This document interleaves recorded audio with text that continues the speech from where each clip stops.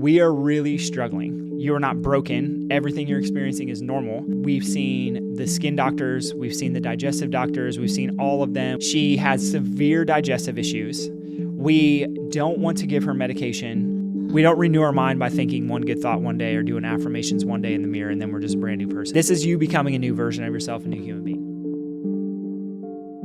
Welcome back, family, to the Profitable Chiro Network podcast here with Heather, as always. Hello. Stoked to be here. Babe, what are we going to talk about today? Neuroplasticity. Neuroplasticity. It's such a hot topic. Neuroplasticity basically is how your brain writes itself and how it can rewrite itself based on actions that you choose to take or not take.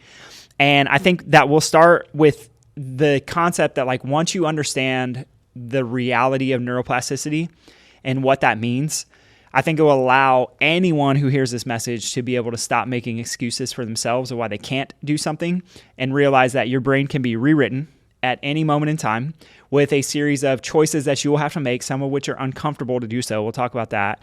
And it's one of the most special things that God gave us within our systems is the ability to rewrite itself. There's some scripture, Romans 12:2, that talks about not being conformed to the world, but be renewed in your mind. And I'm paraphrasing, but look up Romans 12:2 if you want. And this is, I love the way the Bible talks about the brain and the way the Bible mirrors what we see in our actual, like, tangible, if we want to say flesh world, all the time. And so if you are an entrepreneur, if you're looking for success in some way, if you're somebody who feels stressed out all the time, or you know somebody who feels stressed out all the time, I have really good news for you, and I have bad news for you, is that you are not stuck. You are not broken. Everything you're experiencing is normal, but you have to understand neuroplasticity in order to get to a place where you could actually be as successful as you want to be. Live a life that's more relaxed, live in more abundance, and be able to experience that on a daily basis is nothing more than how your brain is wired. Okay. So let's jump in. Yeah. I think the place where I would start, I guess, is with a story of a client who we've taken care of. And I want to weave, this will kind of circle back to lots of clients that we've worked with inside of the office. And this is important for a number of reasons. So, like, if someone's listening and they're a business owner and they feel stuck at a certain point, or maybe feel like everybody else has it figured out, but they don't as much, then the good news is you can rewire your brain. If you're someone who maybe you're not an entrepreneur or a business owner, but you are maybe looking for answers that you've never heard before about how your body actually functions, well, the good news is we're going to give you the truth today on exactly how the body functions. And then maybe you're just somebody who wants to know more about the brain. We'll get into some of the nerdy sciencey intricacies about neuroplasticity, what it is. There's different types of it. We'll talk about that as we go. Okay. I have some cool notes to reference as we go through, but I want to start with a story. So there's a client that we're taking care of, and she showed up to us with mom and dad when she's 13 years old. So mom and dad's complaints are, my daughter has severe anxiety. She has severe digestive issues. We don't want to give her medication if we don't need to. Right.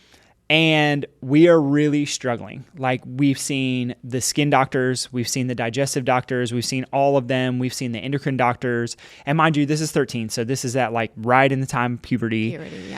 Which is crazy with the hormones anyway. Yes. So they'd kind of been on this journey of noticing, okay, my daughter has skin issues. She has anxiety. We don't want to give her meds, but we feel like it's the only thing that helps. Like, everybody's at their last straw almost. Everybody's at their last straw. Mom, dad, the daughter, the whole family. And then the strain, you know, they have other kids too. So the strain that the one kiddo with severe anxiety and digestive issues puts on the rest of the household too. Right.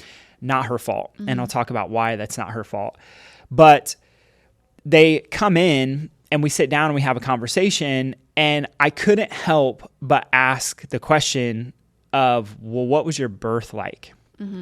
And stressful birth in a hospital. This daughter was actually born with forceps, which we know is stress and trauma on the system. Yes. And we can talk about for mom and baby. For mom and for baby. And there was also a number of extenuating circumstances and I think we've talked about this before on the podcast, but if we haven't, I can get back into it. Just let me know. Is when someone is pregnant and they have stress on in the system. I know this family had a bunch of financial stress and a changing of a business, and they're moving from one state to another state, exiting a religion as a part of that as well when mom was pregnant with this kiddo. So it's kind of like all this perfect storm of chaos. Yes. And then born forceps birth, which is highly traumatic. And then we get into, I'm asking them just history questions that any practitioner would ask, or I would hope that they're asking. Most any. Tell me about when she was 3 months old. And the conversation was like, she was colicky, she had digestive issues. Doctors just said, give her whatever, stool softeners. Yeah. And for her colic, like there's not really anything you can do. Try to avoid caffeine, maybe change your diet a little bit. No real other answers. And the family's frustrated. Yeah. And I think most of the people who I meet, we can all kind of relate to this in some way, where it's like, I want to know what the issue is and why it's there, but nobody can tell me. And it's just kind of like, well, hopefully you'll grow out of it. I think a lot of people are wanting to know more about like why versus just receiving like do this instead. Yeah. Like they want to know the reasonings behind it. Yeah. And it comes down to, that's what I get so passionate about. And I always encourage people is like, understand the truth about how your body works. That's why I shared that scripture at the beginning, Romans 12:2, because it really highlights the fact that we're encouraged by the Bible to renew our mind continually over and over and over again. And so this kiddo, 3 months old, colicky, digestive issues, 2 years old, start to see some behavioral issues, really bad tantrums, really poor emotional regulation. Like outside of what is common and normal for the brain development at that age? Yes, but mom and dad didn't know that. Okay. So the doctors are just saying, well, it's the terrible twos because that's what we're told. And then it's the horrible threes. And then it's the whatever. And then she gets to be, there's all these signs that mom and dad have seen along the way. No one giving them answers, by the way. Very frustrated. But the only course they know is, I guess we just give her anxiety meds and stool softeners and we hope for the best. Yeah. And just think about like the lasting effects of what that is. And if she would have to take that for the rest of her life, how her body would actually function. Yeah.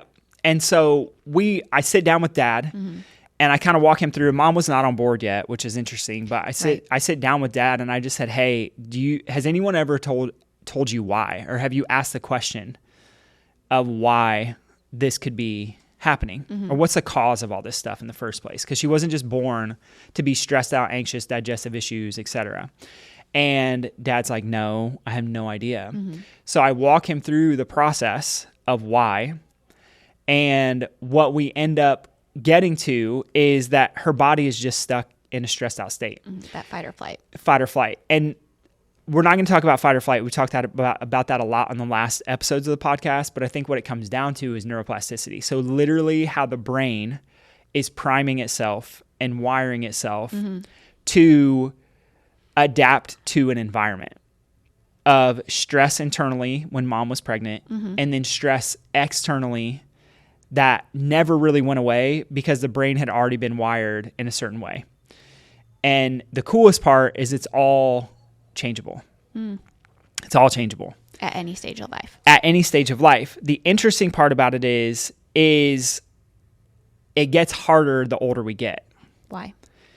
Because the way that the brain wires is that most of the synaptic connectivity, so we'll talk about connectivity or adaptability, and then the other part is like adaptation. So there's connection and then there's adaptation later. And so the connection piece of it happens usually by the age of 2 years old. Okay. So the brain is wiring itself to be more in a fight or flight state. It's wiring itself for everything. The way that the brain's going to communicate with itself, so more front to back or side to side. It's going to create a lot of those connections, and we can get into the specifics on what connections are being made by 2 years old. Everything else after that has to do with myelination, adaptation to an environment. So myelination meaning what happens is our nerve cells basically wrap fat what's called myelin around the cells to conduct messages faster. So I said this on the last episode, the brain is wired for efficiency. Yeah. We don't want to have to think consciously about doing something every time. And so the brain will wire itself in a way that it makes things happen without us even having to think about it anymore. Okay, so let's go back to the first 2 years of life with the connection. What are like signs or ways you can know that the brain is connecting properly or improperly? Yeah, I think that if you ascribe to the fact that our bodies are self-healing, self-regulating, and self-maintaining. And I would argue that if we have symptoms, that is not a good thing. So it doesn't matter what it is. A fussy baby that's not nursing well, a baby with digestive issues, colic issues, those things at pre 3 months old would be a very good indicator to me that something is not right. Okay. Because I believe that everybody was created perfectly from day one. And yes, there are genetic conditions, and I can give you story upon story upon story of people who we've taken care of with genetic issues that have had massive breakthroughs that no one else thought was possible, because it all comes back to how the brain is functioning, specifically how the brain is wiring itself within the first 2 years of life. So if there are symptoms and we ignore them or write them off as, oh, they'll just grow out of it, Like colic, for example. like colic would be a great example. We have a mama that we're working with right now. Her babe had difficulty breastfeeding for the first 2 weeks and still like gained weight back. So this wasn't a Coco story. This is a babe who would have been like relatively healthy. But luckily some other practitioners like, hey, you should just go check out the chiropractic piece of it because we really think it could help. And so they end up here and baby going from only nursing on a bottle had their first 2 days ever with no bottle since they were born, only connected to mom. So cool. Getting enough food, enough milk now. Why? Because that little symptom of having difficulty breastfeeding was a primer for everything else that would come later if they hadn't addressed it. I can give you an example of another mama. She had her babe with us, but we haven't adjusted the babe for like 3 weeks. And I don't know how great mom's nutrition is, but babe's been constipated since. And adjusting her yesterday and a massive blowout. And it just like she understands that there's a level of higher function involved when we start affecting the brain. And the reason I bring that up is not to talk about the adjustment or any of those things, but to just talk about the way that the brain is wiring itself and priming itself and being prepared for everything else that will come later in life. And besides the adjustment, is there anything that you can do in order to help it wire properly for those first 2 years of life? Yeah, I mean, it's just mitigating stress, right? So and this is where, I had a conversation with a friend of ours this weekend that I was kind of telling you about, and I think that could be a different episode entirely, but things happen. So the right side of the brain is developing first, and that's developing primarily up until about the age of 7 years old.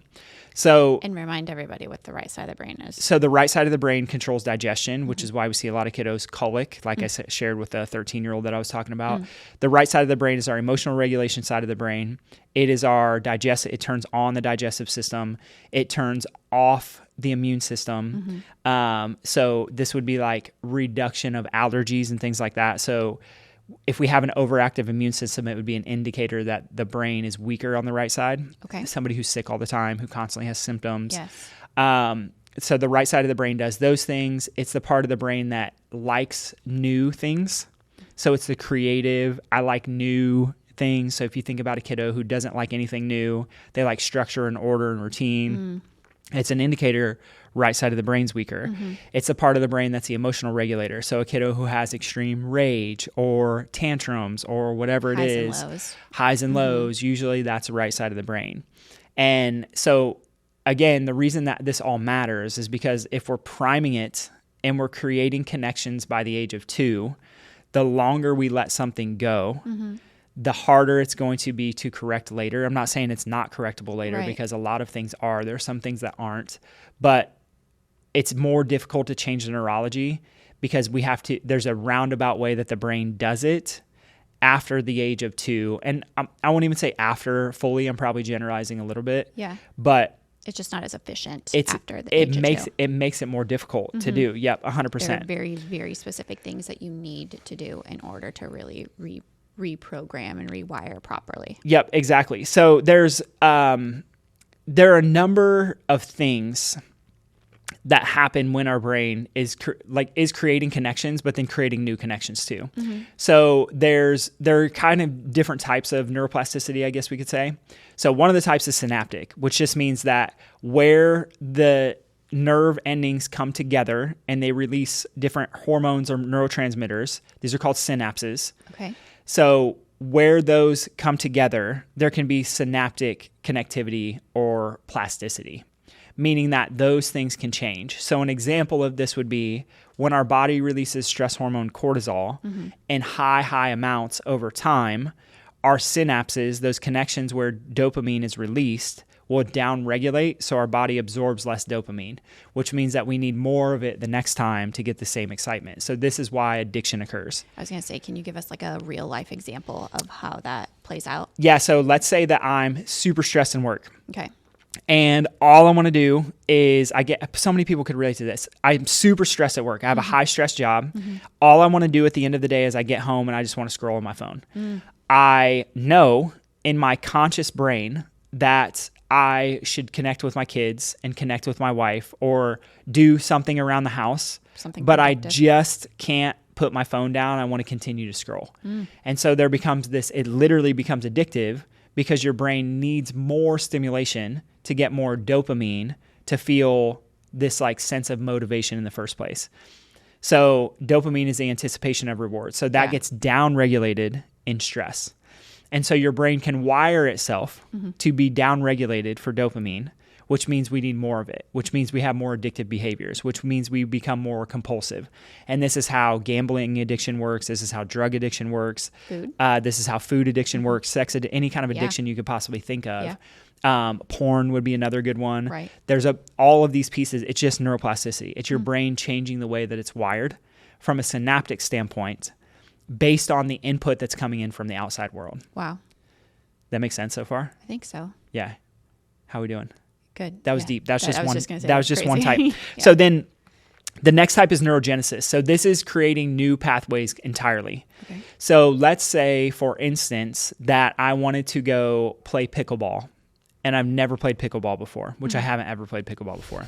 So some people are probably going to have a heart attack, especially in Orange County. Oh, yes. Everybody because it is loves the it. thing. So if I have never played pickleball before, I'm going to have to create new connections within my brain to learn how to do that skill. Another example would be learning to play the piano. I've never played the piano. I have no idea what the notes on the piano are. So to learn where my hands go, what the keys are, what the foot pedal does, what the different sounds and tones are, and the difference between the white keys and the black keys, and if it's a lower tone when you're on the left side or on the right, like there's all this stuff that I would have to learn. My brain's literally going to have to create new pathways to remember all of those things. Okay, so that's the same. So learning a new skill is essentially what that is. Neurogenesis is creating completely new pathways. Okay. So like as simple, I know you're going to ask me a question. I'm going to ask you another question, yeah. But like, why do we teach if kiddos are going to be bilingual? Is that where you're going? I was going, yeah. So why is it so important or not? Like, why does everybody say to teach kids or it's easier for kids specifically to learn a new skill versus an adult then? Yeah, exactly. So because of neurogenesis. Okay. Because our brain is going to create pathways when we are young.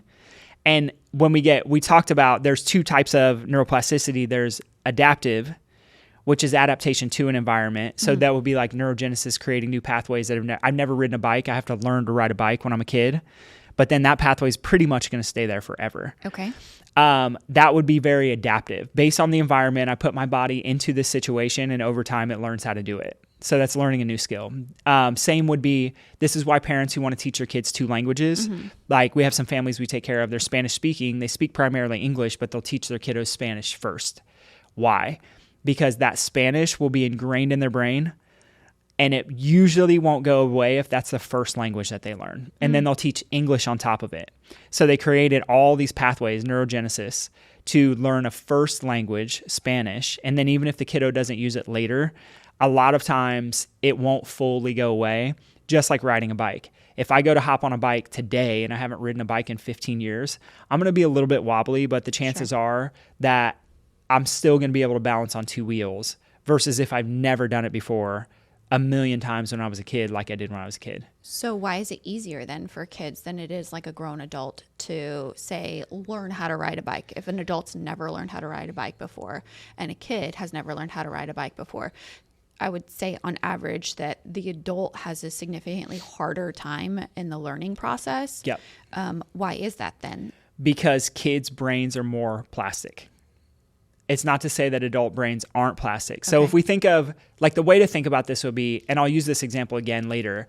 If you think of a kid's brain like Play-Doh, think about when you open a brand new container of Play-Doh. It's super soft. Yeah. It's like wet still. You can mold it into anything that you want. Kid's brain. Adult brain, especially as we get older.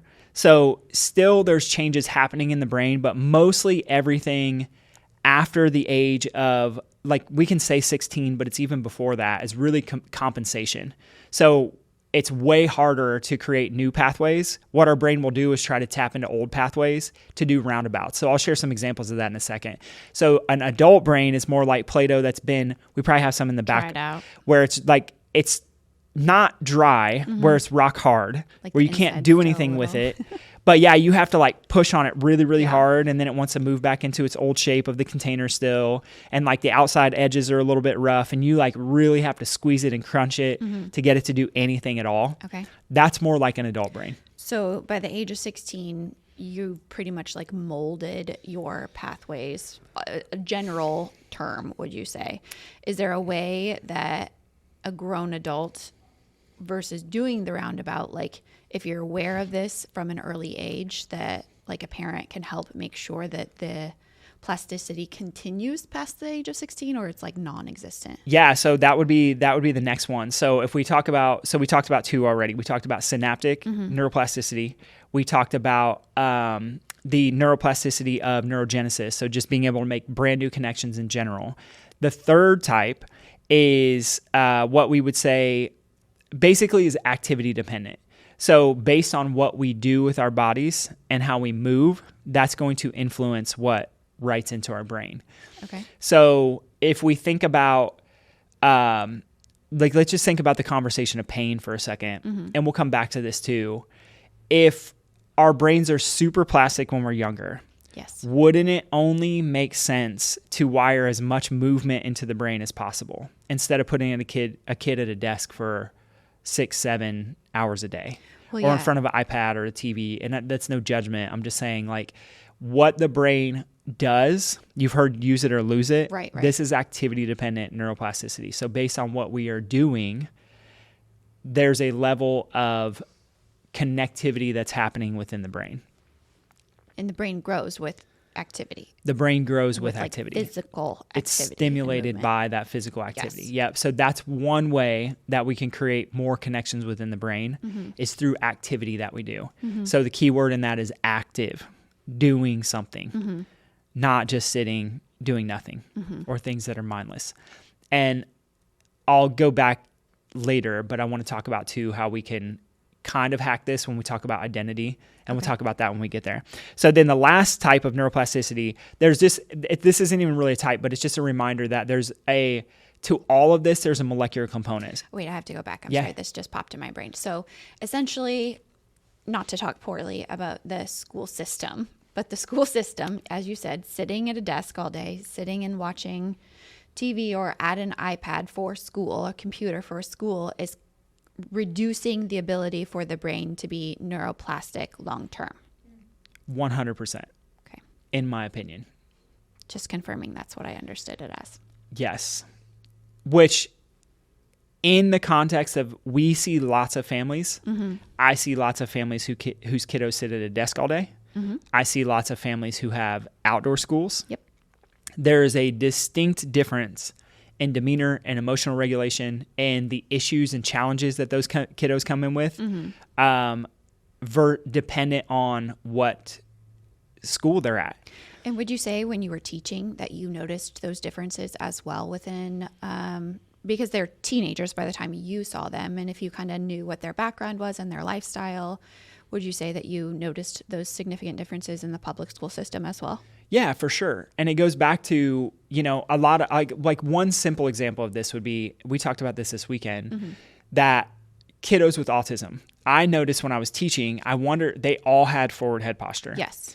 And I wondered why that was the case. And I didn't have an answer for it.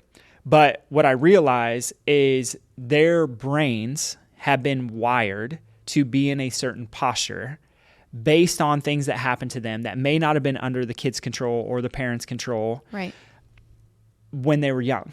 Right, that weak frontal cortex that creates the postural positioning of like a newborn baby. Yep, 100%. Or an older person that no longer primes their brain in certain ways. Yeah, exactly. And so there's so many examples that we could give, but it's just, the reminder is that the connections that we're making in the brain can be changed, and it gets harder the older that we get. This is why I had a conversation with a mom yesterday, and I said, hey, this is why we adjust babies when they're brand new, because no one gets it.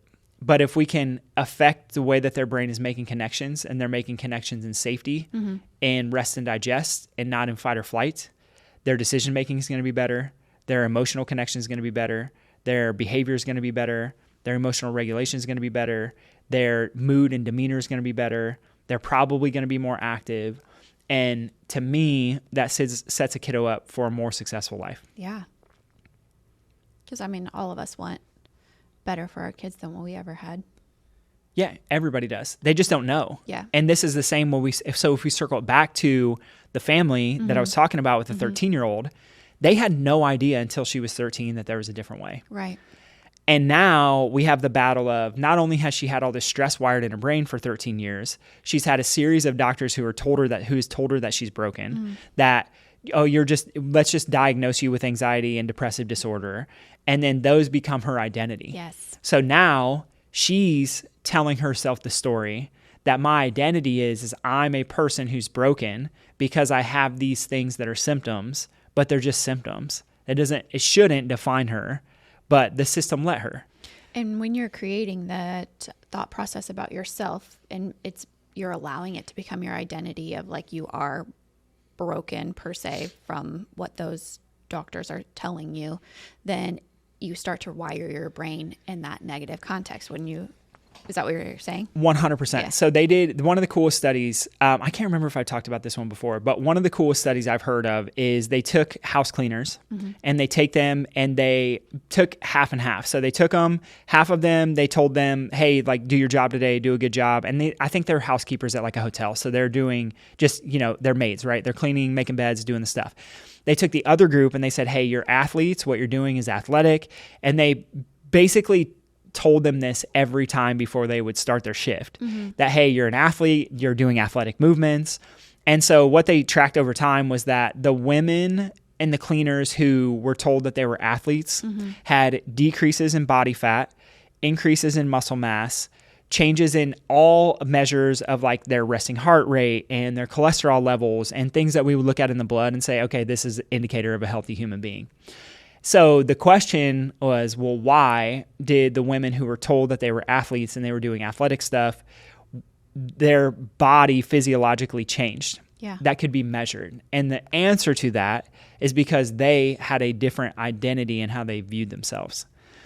So their brain changed its function and operation and control of hormones and blood factors and inflammation and all the things based around a thought that they had about themselves as who they were as a person. That's so cool. Yeah, it's insane.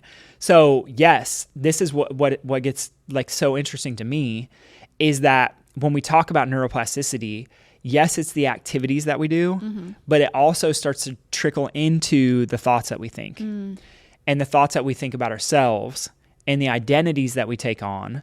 And this is why, I sat with a mom last week and her frustration was that I've been to who knows how many practitioners, probably 30 or 40 plus, looking for answers. And we explain to her how the brain works, how the brain writes connections and writes memories and is neuroplastic, and the brain can change, and there's hope for you and your kiddos. And she was like so mad to the point of cuss words, but like, how come no other doctor could tell me this? And the reality is because they don't, it's not their fault. They just don't know because they're trained to look at, well, what causes a disease? What causes an issue? But very few people are asking the question of what creates health or why are those things there in the first place and what caused those. So if a kiddo is diagnosed with autism, well, what caused that? What things led up to that? Just like the 13-year-old that I talked about, no one had ever asked them, well, what do you think caused that? What do you think caused that? What do you think, how do you think the stress played into what happened to her when she was 3 months old with colic? What do you think, what stress played into how she was when she, her digestion got off or whatever. Right. Nobody asked the question of like what caused it in the first place. They're just like, well, let's fix the symptom.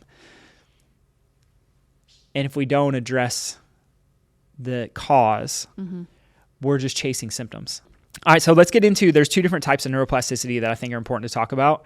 And the first one is there's adaptive neuroplasticity. So adaptive means that our body is going to make connections or delete connections in the brain based on what's happening in the external environment.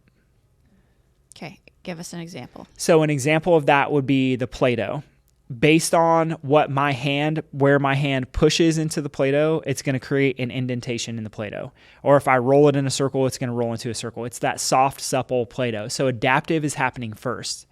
It's happening based on what's happening in the external environment. So if we go back to the client that I talked about with the 13-year-old with anxiety, so the adaptive part of the neuroplastic system and creating the wiring within the brain or the connections within the brain is much like, okay, mom was stressed out during birth. That's an external thing that's affecting mom's hormones and ultimately baby's hormones. Right. And then she's born externally, traction on her spinal cord with forceps creates more stress within the system.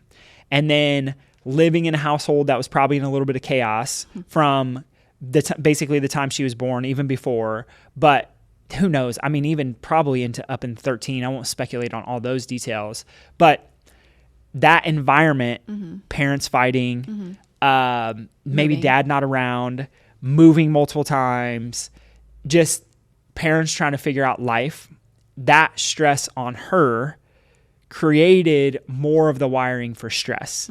And we know that stress hormones, cortisol, adrenaline, norepinephrine, they increase our fear, they increase our anxiousness to keep us alert so that we can be on the lookout for the next scary thing so that we don't die. Okay. And so anxiety is just really a fear of the future. That's all it is. A fear of the unknown. But the Bible says 1,000,000 times, do not fear. So the stress hormones created that adaptation for her. The stress hormones created that adaptation for her. Okay. So the brain doesn't want to go, oh, there's another threat. Dad's not around again to keep you safe and protected. Or mom and dad are arguing again. Let me process this out and think about, am I really safe? Am I not safe? What do I need to do? So the brain just says, let's start to make connections. Let's use BDNF to create connections that change the way our frontal cortex is firing. So let's just make the cortex weaker and make our amygdala or the emotional fear part of the brain stronger so that I don't have to consciously think about whether that thing's a threat or not. And then we go into just straight fight or flight mode. Mom and dad are arguing. I close my door. I fight or run away. And that continues to just wire itself more and more and more and more. Is there like an example for like a positive adaptation? Yeah, a positive adaptation would be, I think the one we talked about last week on the episode was great, was with Coco and how when a kiddo feels safe, the brain is going to continue to downregulate the amygdala.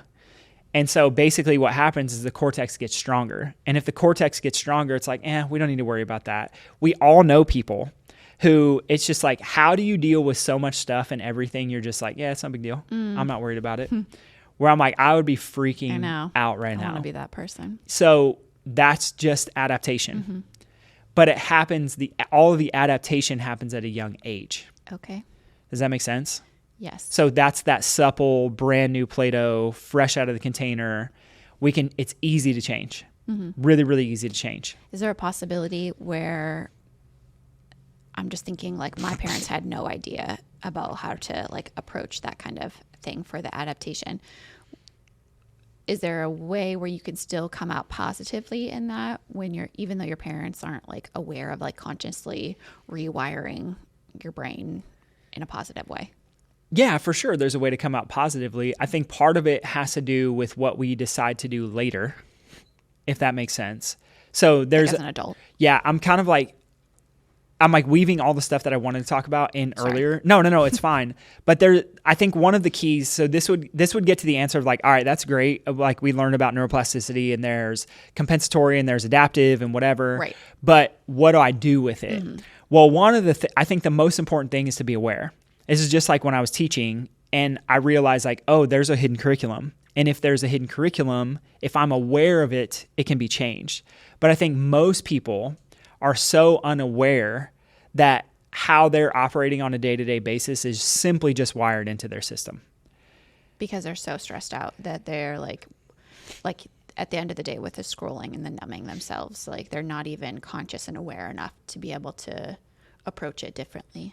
Yeah. And even if they are aware, like they don't have the strength and the willpower within themselves to stop doing it. So because of the neuroplasticity? Because of the neuroplasticity. Because the part of the brain that's responsible for willpower is the front part of the brain. But it's already weakened. And the brain's wiring itself every day towards one direction or another. Right. That's why people say that like every day you wake up with a decision and the decisions you make now, like that's what you're leaving a legacy no matter what. It's just whether you're leaving a crappy legacy or a really, really good one based on every small decision that you make every day, all the time. So a lot of people get so far that they're wrapped up in their own stuff so much that even if they know, they can't make a decision to get out of it. A perfect example of this would be someone who's, smoking cigarettes. It says right on the box, hey, this is going to cause cancer. Right. And if you tell someone, hey, you really shouldn't smoke, it's bad for you. There's no smokers like, oh my gosh, I didn't know that. Thank you so much for educating me on how bad these things are for me. I just had no idea. I thought that I could just get them and I would be good. No one says that. Yeah. Everybody knows. But there's a willpower involved that takes over. There's an addictive mechanism that takes over. And the longer it's been written in the system, the harder it is to change. It's not impossible to change. But it's like, again, it goes back to, is the Play-Doh fresh out of the container brand new? Or has it been sitting in the bedroom forever where it's crusty and only the inside just barely soft enough where you can like throw it down and it barely bounces? Yeah. And it's like nearly impossible to mold into anything. You could never roll it flat even if you wanted to. It'll move a little bit. So that's just the adaptive side. Okay. So the adaptive side happens first. This is early age. It's the brain making new connections based on what's happening in the environment. Compensatory, on the other hand, is what happens when we're adults. Okay. So there are compensations based on everything that's happened previously. So the simplest way to think about a compensation would be like this, is if someone went blind, then likely other parts of their brain are going to start to take over from a sensory perspective, where their hearing's probably going to get better. Yes. Their sense of taste and touch is probably going to get better because the eyes are gone. So the brain has to pick up the slack somewhere. So the connections are already there. The brain is just using different pieces to overcompensate for what's happened in the past. Okay. If that makes sense. It does, yeah. So again, that's like the hard Play-Doh, right? So an example of compensatory, if we go deep into, let's just use the 13-year-old again as an example. So the first thing that's going to happen is the stress hormones are going to weaken the frontal. The frontal isn't able to turn off the amygdala, which is the fear part of the brain. The fear part of the brain is going to get stronger and stronger and stronger. And the brain's going to compensate for a weak frontal by creating more fear and anxiety. Okay. So if I don't have safety, I want to worry more so that I can stay so I can stay protected. Okay, give us another example. Let's see. It would be someone who's addicted to chaos, I think would be a good example. So we all know somebody who's like, no matter how good stuff is, you're just freaking out about something. And really, there's nothing to freak out about. What I played for you this morning would probably be a good example of that. Yeah. You're on track for a record year. You just had a kid. And yet you're still trying to find a way to be stressed about something instead of just enjoying it all and taking it all on. I don't want to give too much of the Living details life away in the because they'll moment. probably listen to this. Yeah. But those people who, no matter how good things are, they find something to stress about and complain about, that would be like a compensatory mechanism. Okay. Because the brain needs chaos in order to feel stimulated enough. Interesting. So a kiddo who's stressed when they're little, we can go to kids. I'll use the example of the 13-year-old. One of the issues, nail biting. And I know a lot of parents who deal with this. Yeah. My kiddo bites their nails. They can't stop biting their nails. Why?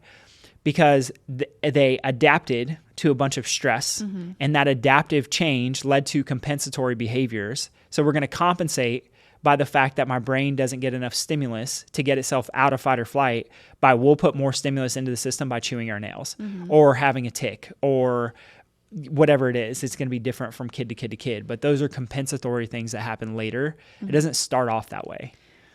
I have a random question. Please. So, my birth was great with Coco. My postpartum experience was okay. There were pieces that were somewhat traumatic, which I believe that led to some of the postpartum anxiety and rage that I experienced. Would those be considered compensatory based off of the stress that I experienced the first week or so postpartum? Yep. 100%. Yeah. So your body is compensating. So it's not going to make new connections, but it's going to use connections that are already there to try to do something different. So that means that like I probably already had some form of wiring of higher anxiety, which I'm like a fairly high strung person. So I would agree with that statement. And then like the rage was already like somewhat ingrained deeply in my body for wiring. Is that what, would you say that? Yes? Yeah. Or no? Okay.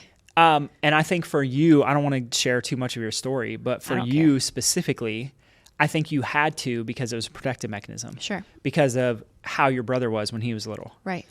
And other stuff you had going on. Yeah, family stuff, yeah. Which, we don't have to we could get way into that. I think that it merits a whole other episode to talk about like generational trauma. Yeah. And I want to tell my dad's story at some point because I think and then like some of the restoration that's happened in me. But that's like a perfect example of neuroplasticity and being able to rewire your brain by working through your generational traumas and agreements that have been made through other generations. 100%. If we want to get real and we just drop all the sciencey stuff, this is what it actually comes down to. People who say, oh, it's just the way I am, or that's just the way God made me, or that's just the way he is, he's always been that way, is not true. It's straight up not true. It's the way the brain has been wired. It's the neuroplastic part of the brain. And the good news that I shared in the beginning is that if you understand neuroplasticity, you understand that that's not the way that you were actually made. Yeah. That there is a different way. There is a different person that you can entirely become based on the decisions that you make to wire your brain in a certain way. But it starts with you making a decision and being aware in order to do it. And how do you become aware of that if you are a person that is like so numb? Yeah, you have to start somewhere. So this would be a good start. It's just listening to what is being said and stop buying into your kid will just grow out of it. Oh, it's just the way you've always been. Oh, it just runs in my family. All that stuff's not true. It's just wiring in the brain.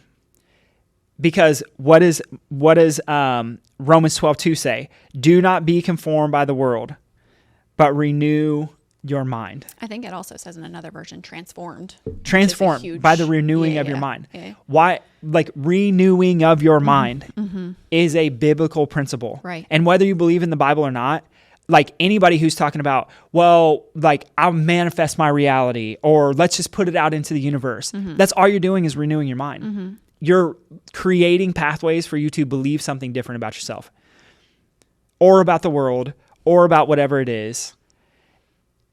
And that's why I think it's like, that's why the Bible says this stuff. Yeah. There's so much like neuroscience in the biblical principles. And the more I go, the heavier it gets. Like I was going to share this stuff at the end, but like think about, so Ephesians 4:22 and 23, I'm just going to read it. I have it pulled up.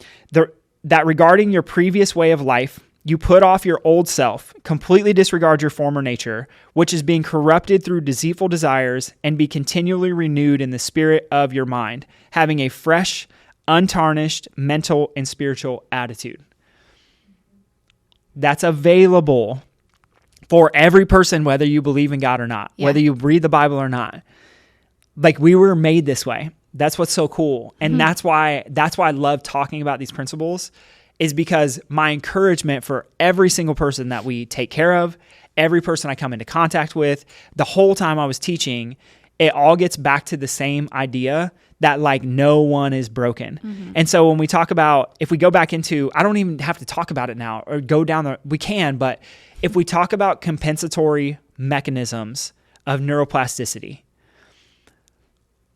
all that is the body's way of keeping itself safe so that we can continue to survive, to be alive, not to live. Because I think being alive and living are two totally different things. Totally. But just to be alive. Yeah. Like surviving and thriving. Surviving versus thriving. Yeah. So all like the anxiety in the 13-year-old, the digestive issues in the 13-year-old, the anxiety with mom, the overwhelm in mom. I'm going to talk about some more of this. It's truly just a survival mechanism. It's a neuroplastic compensatory mechanism to keep us safe and protected. It's a wiring within the brain that can be changed. That's good.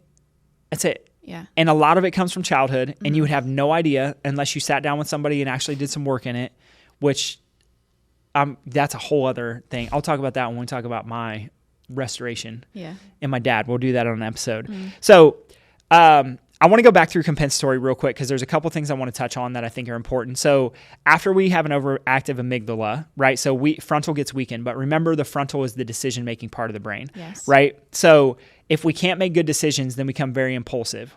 So first thing that happens, we're anxious. Then we become impulsive. So why, if I want to use the example of the 13-year-old again, promiscuity and a bunch of issues with boys and sneaking out and alcohol at like a very young age. This is older than 13, but like I know well what's up. Right. So then if that stays on long enough, the body's going to continue to compensate. So it's like, okay, well, let's be fearful. Well, we're not doing enough with that.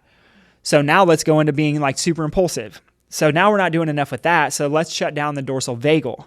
So this is where people get into like life is meaningless. Nothing I do is good enough. I don't need to be here.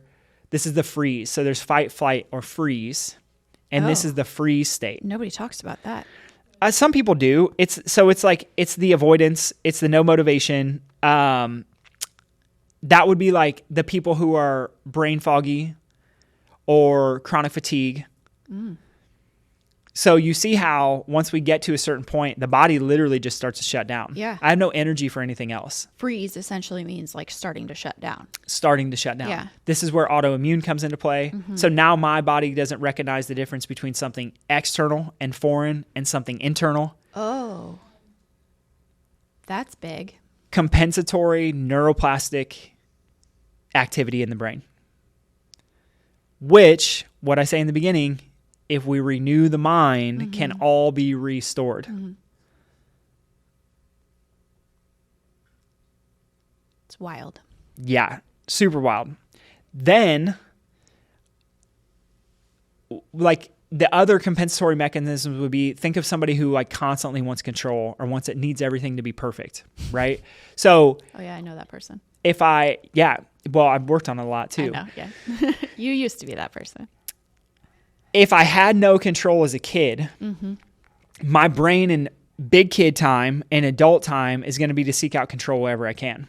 And what's so cool, I sit in these rooms. One of my best friends in the entire world runs a program that's specifically restoration discipleship. Yes. And I sit in these rooms with these guys. I've been doing this for a year now. And all of us are entrepreneurs. Mm-hmm. And it's the same story over and over. Well, my parents were like this. And then now we all have the need to want to micromanage our teams. And it's like the same thing. It's just this compensation for a wiring within the brain. So a lot of people end up having similar compensations. Do you think because a lot of people are raised similarly in that aspect, would you say? Like, yeah. I mean, it has to do with how they were raised. So like, okay. I think that as people, mm-hmm. it's very easy in this model of compensation that we talk about, where we get so wrapped up in our own world that it's hard to see the downstream effects of what we could potentially be passing on to the next generation. That's big right there. Yeah, really big. Really, really big. And we can go into that more on another, there's going to be a whole one where when I talk about my restoration, we'll talk about the generational strongholds and all that stuff. That's mm-hmm. a part of it. Mm-hmm. So last little bit of compensation that I didn't talk about yet is the physical body. So the physical body compensations are what people come seeking answers for, generally speaking. Anxiety, just take meds. Digestive issues, just take meds. Well, I don't want to take pain meds for the rest of my life. Or I've never been able to get my shoulders to relax, or I don't like the way I look because I have this hump in my neck. Yeah, I was going to ask about like scoliosis. So those are all physical body compensations. Mm-hmm. So what happens is over time, as our brain continues to be wired for fight or flight, neuroplastic changes mm-hmm. based on what was probably happening from the time we were born, maybe before in the case of the 13-year-old. And then we have really, really bad posture. We have shallow breathing. Why would we have forward hunched posture? This keeps us safe and protected. Shallow breathing keeps us safe and protected. Like we're just trying to protect vital organs. We don't mm-hmm. care about oxygenating the whole system. Right. So it's all protection. It's all compensatory. It's all compensation. Mm. All because their brains have been wired for fight or flight. Yep. And that can contribute to, like, say somebody comes into your office and is complaining of like shoulder pain. That is a wiring of their brain from an adaptation or compensation from the stress that's been in their system yep. in the fight or flight stage. Yep. 100%. That's all it is. It's just wiring within the brain. And the good news is I'm here to tell you that you can change it because your brain is plastic, because it's forever changing mm-hmm. based on the decisions that you start to make today.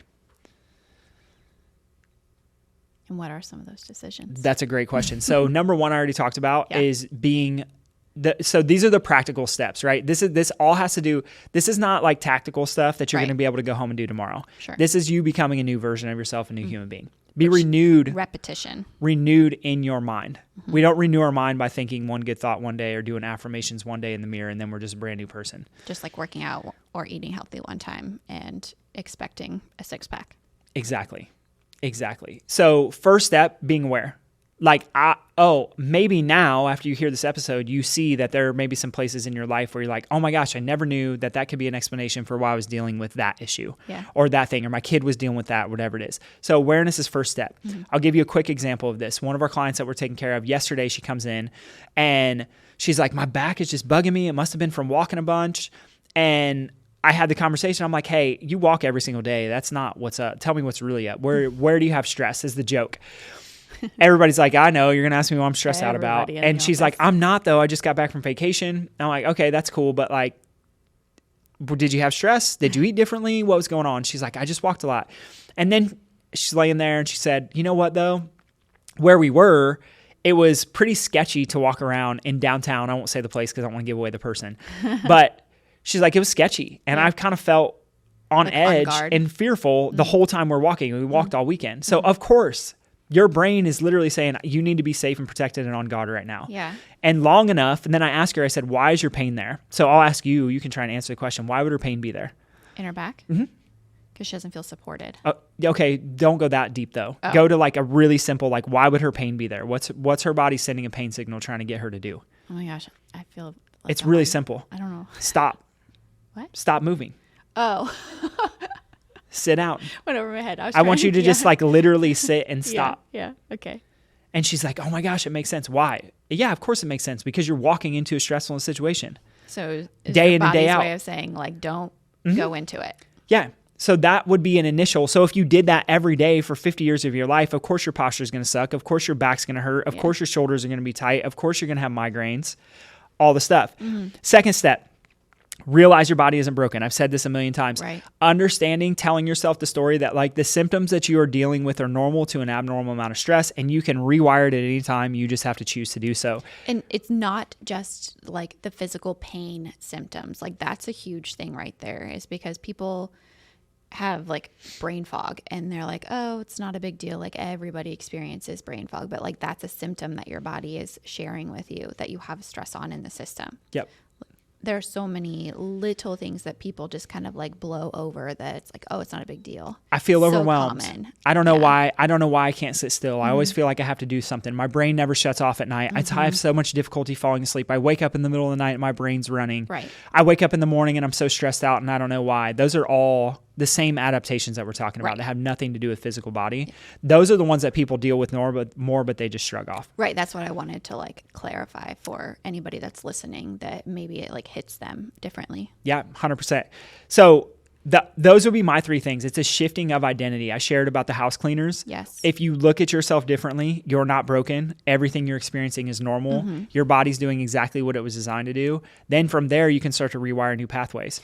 This is why like affirmations are a positive rewiring of the brain within neuroplasticity. Yep. Movement, Yeah. like lots of movement, walking, functional exercises. There's a bunch of stuff we get into, but those are kind of all the hacks. Yeah. It's renewing of the mind. And so what 2 Timothy 1 says this, do not give us a spirit of timidity or cowardice or fear, but God has given us a power of love and sound judgment and personal discipline, abilities that result in a calm, well-balanced mind and self-control. That's exactly how we were born and designed. You were given abilities that result in a calm, well-balanced mind that have self-control. Yeah. Which is the exact opposite of what your stress hormones do in your system, which is the exact opposite of the adaptive and compensatory mechanisms of neuroplasticity. So it's a renewing of your mind day in and day out. You have to make the right decisions in order to get yourself there. It starts with just looking at yourself in the mirror differently. Understanding that you are not who you've been told that you are. You are not an anxious person. You are not a depressive person. You may have those symptoms, but they do not define you. It's not your identity. You were never made that way. It's the most powerful, important thing that I could share with people on the episode. That's good. Yeah. Should we end it there? Yeah. All right, fam. You are not broken. We love you, appreciate you, and we'll come at you next week.